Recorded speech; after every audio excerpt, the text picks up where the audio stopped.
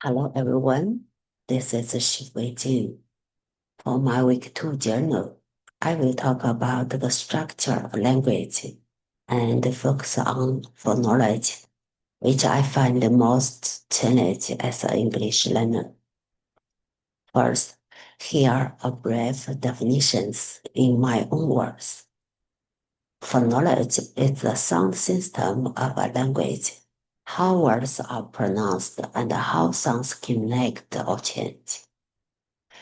Morphology is about word parts like prefixes and suffixes that change meaning.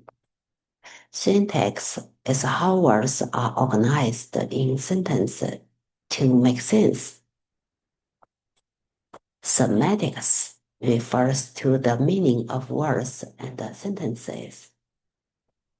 Pragmatics is how people use language appropriately in social situations, depending on context and tone. Among these, phonology is the most difficult for me and for many English learners. Because my first language is Mandarin Chinese, some English sounds simply do not exist in Chinese. For example, the sound in words like think, through, theater, or theme is very hard for me to pronounce. When I try to say them, they can sound like think or cedar. Also, English has many connected speech patterns like gonna, wanna, or reduce sounds in natural conversation that make it hard to recognize words when people speak quickly. Sometimes I understand a word perfectly on paper, but cannot catch it in real life.